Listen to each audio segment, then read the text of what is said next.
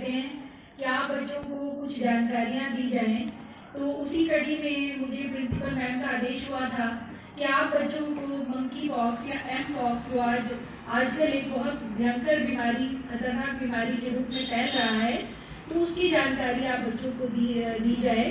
तो इसीलिए मैं आपके सामने आज उपस्थित हुई हूँ। तो थोड़ी सी बहुत ही सरल शब्दों में कोशिश करूँगी कि आप बच्चों को समझ में आए, और समय भी मैं ज़्यादा नहीं लूँगी।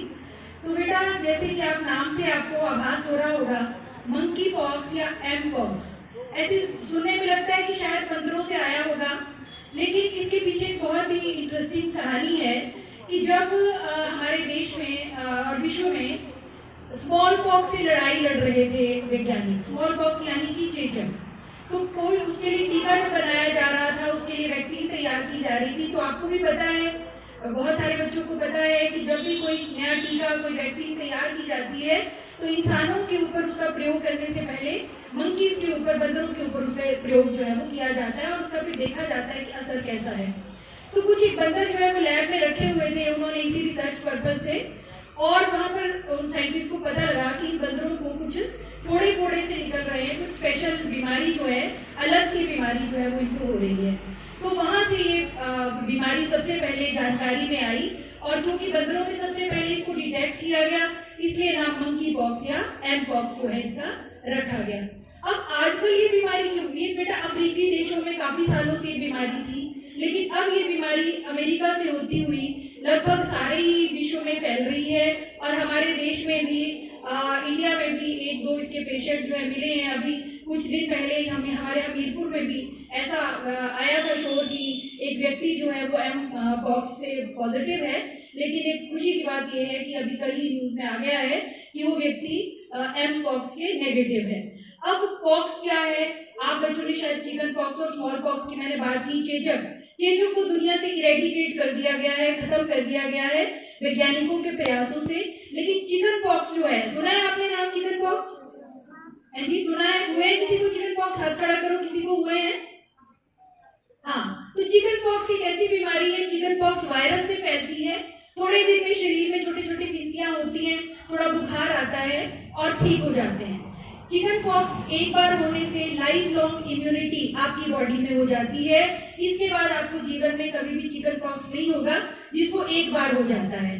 बड़े छोटे बच्चे, जब आप बचपन है आपका, तब आपको चिकन पॉक्स हो तो ज्यादा उसमें प्रॉब्लम नहीं होती, लेकिन बड़ी अवस्था में 18 साल की उम्र के बाद जब चिकन पॉक्स निकलते हैं तो बहुत ज्यादा प्रॉब्लम क्रिएट करते हैं। अगर स्कूल में किसी एक को निकल जाए तो फिर बहुत सारे बच्चों को वो होते हैं। चिकन पॉक्स से भी वैक्सीन आ गई है मार्केट में, लेकिन ये खतरनाक नहीं है, इसलिए ये होते हैं और ठीक हो जाते हैं। लेकिन एम पॉक्स, और है वही फैमिली, एम पॉक्स भी उसी परिवार का है जिसमें स्मॉल पॉक्स है और चिकन पॉक्स है, उसी परिवार का सदस्य है ये वायरस भी। एम पॉक्स वायरस से ये फैलती है बीमारी।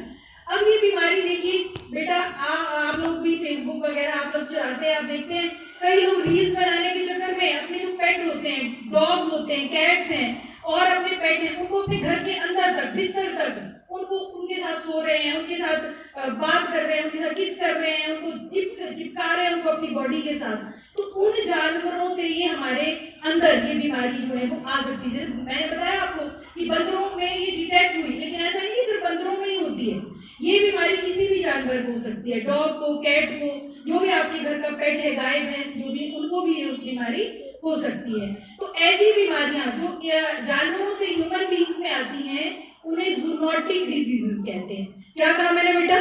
शायद कभी आपकी लाइफ में ये जीके का क्वेश्चन आपको कभी आ जाए। ऐसी डिजीजेस को जूनोटिक डिजीजेस कहा जाता है।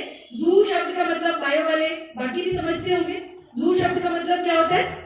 एनिमल। एनिमल से ह्यूमन बींग्स में आना या ह्यूमन बींग से एनिमल्स में भी ये बीमारियां चली जाती हैं। तो बेटा, अब इस बीमारी का लक्षण क्या है? सबसे पहली बात है, हम कैसे पता लगाएं कि हमें एम पॉक्स हो गया है?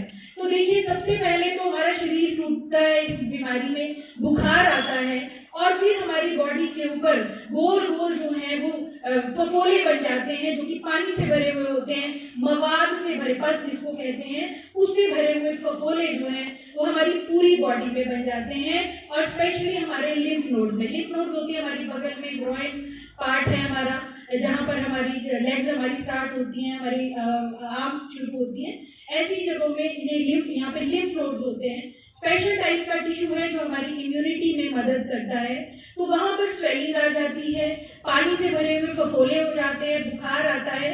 जब ऐसी कोई कंडीशन आ जाएगी तो आपने इमीडिएटली एकदम से हॉस्पिटल जाना है। कोई झाड़ फूंक तंत्र मंत्र के चक्कर में, किसी चीज के चक्कर में आप नहीं पड़ेंगे, आप सीधे हॉस्पिटल जाएंगे, डॉक्टर आपका इलाज करेंगे।